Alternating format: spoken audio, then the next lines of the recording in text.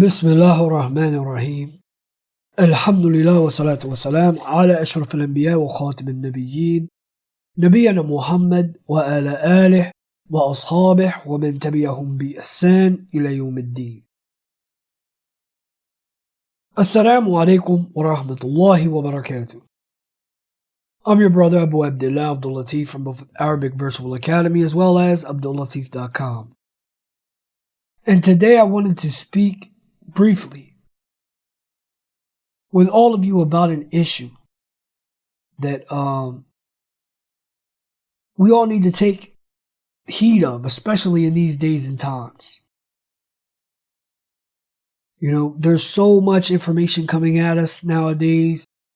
And, actually, before I get to that, I want to talk about a general principle. This is a principle we find in the Quran. That many of us, we look at as though, okay, it's a religious principle. We can use it in religious, or we have to use it in religious issues and issues dealing with the dunya. It really doesn't have a tire. We don't apply it to our issues of our dunya, if that makes sense. And this is the statement of Allah Ta'ala in Surah Al-Hujurat, which is surah number 49, and it's ayah number 6. And this is where Allah Ta'ala, He says, يا أيها الذين آمنوا إذا جاءكم فاسق بنبأ فتبينوا. Allah Ta'ala, He says, O you who believe. Now He's addressing the believers. May Allah Ta'ala make us and keep us from amongst these people until we meet Him. Allahumma ameen. And it's important that you say ameen with these types of dua.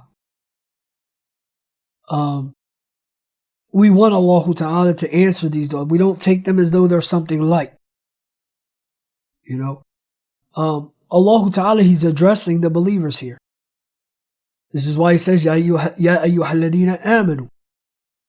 He says, if a fasiq, someone that's not known to be a just individual, someone who's known to do sins, to not be exactly trustworthy, or as a matter of fact, I'm not even going to say someone that's known not to, someone that's not known to be trustworthy, someone who's not known to be upright. Do you understand? If this type of person comes to you, you know this individual to be kind of, Allah Ta'ala, He explains to us, what do we do with the information that this individual brings us? He says, if a fasiq comes to you, فَتَبَيَّنُوا. Then seek clarity. Make sure. And a lot of us, when we take this as a principle, we say, okay, well, this is talking about hadith. This is talking about the narrators of hadith. This is talking about, yes, but it's also talking about affairs of the dunya. And we find this when we look into the books of explanation of the Quran. It doesn't only have to do with narrations of the ahadith. Listen, someone comes to you with information about your religion, and you know this person to be a fasiq. Allah didn't say automatically throw out what He says. And Allah definitely didn't tell you automatically accept what He says. But check into it. Look into what's being told to you. What's being explained to you.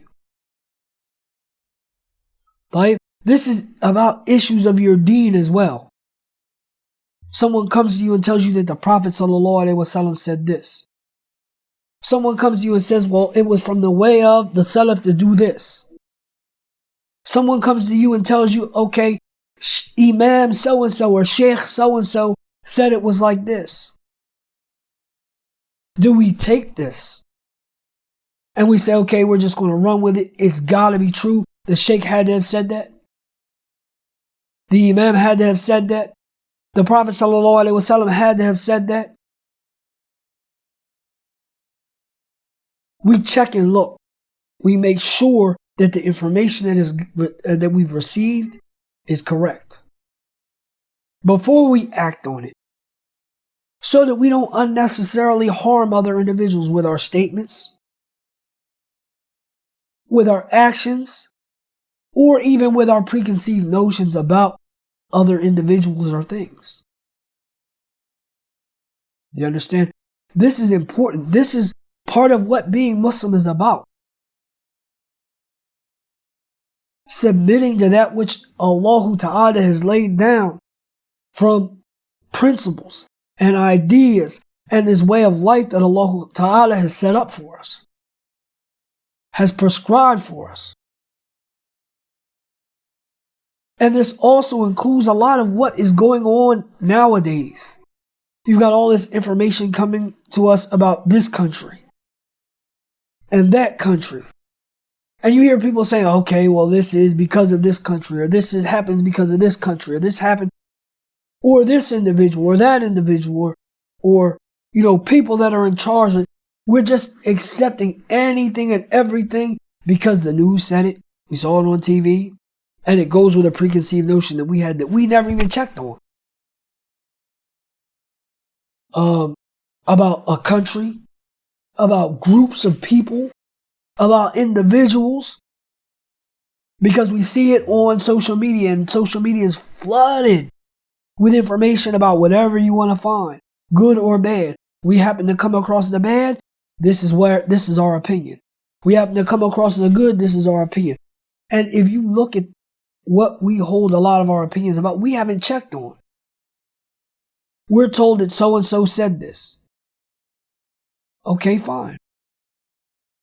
Was that taken in context? We're told that so-and-so did this. Did they come after that and apologize or try to explain why it was they took the position they took? And I'm not even just talking about religiously, just in dunya affairs, issues of the world, our worldly affairs. We have to stop looking at these principles in Islam as though they're only tied to our religious sciences. A lot of these principles are tied to what is called al-islah lid-dunya wal-akhirah. And this is correcting the situations of our worldly life as well as the issue of our hereafter and those things that are tied to it, our ibadah and things along these sorts. Do you understand? We can't keep misusing these things, misapplying them, or even not applying them.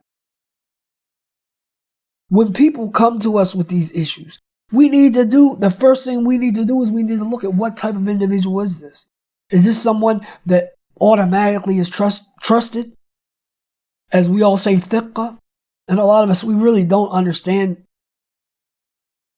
what makes an individual thiqqa and what doesn't make them thiqqa. Or completely reliable. Listen, we just take what they say. We base it off of fame. This person, he's famous. This person, he's famous. That has nothing to do with anything. But we'll get to that on another day. And I'm pretty sure this is something that we've discussed many times before. If you want, you can look at some of the past videos on this subject. But I want to stick today on what I'm talking about, dealing with this issue of if a fasiq comes to you with information. Look at who's giving you this information as you see it on social media.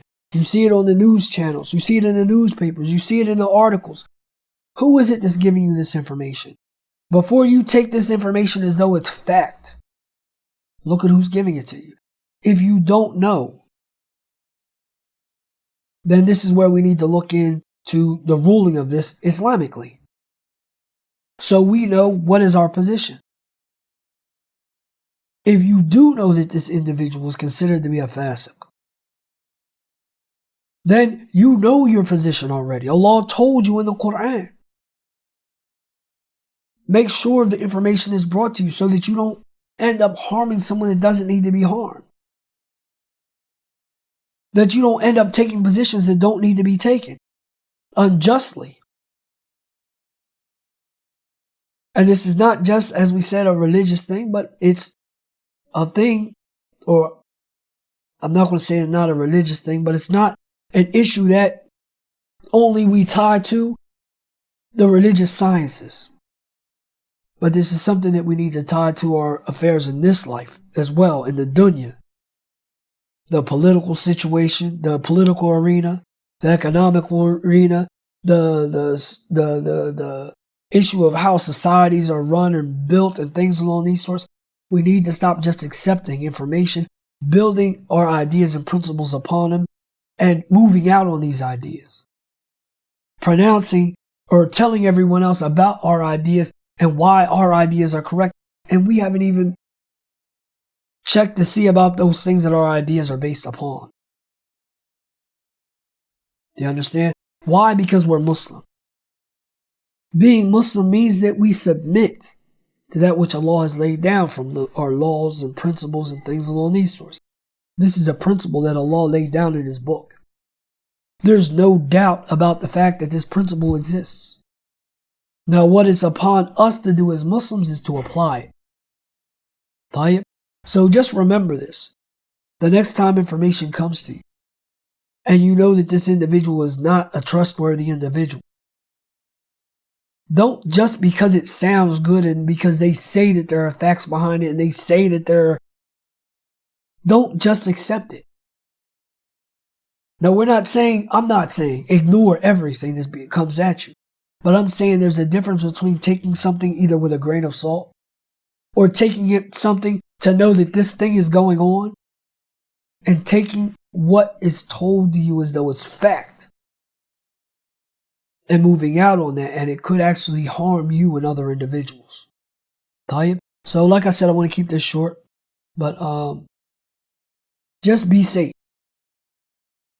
Remember that Allah Ta'ala has sent down the guidance on how we deal with everything in this life from the time the guidance was sent all the way up until Yawm al-Qiyamah. So the situation that we're living in now is covered in that. If you want to know how we deal with this as a Muslim, look back into that which Allah Ta'ala has sent down and you'll find what it is that you need. May Allah Ta'ala guide us all to the truth. May Allah Ta'ala make us of those who adhere to it. And may Allah Ta'ala make us not of those who are heedless to where we need to be and what we need to be doing in these times of fitan. Ameen, ameen, Allahumma ameen. Subhanaka Allahumma wa bihamdik wa ashhadu an la ilaha illa ant wa astaghfiruka wa atubu ilayk.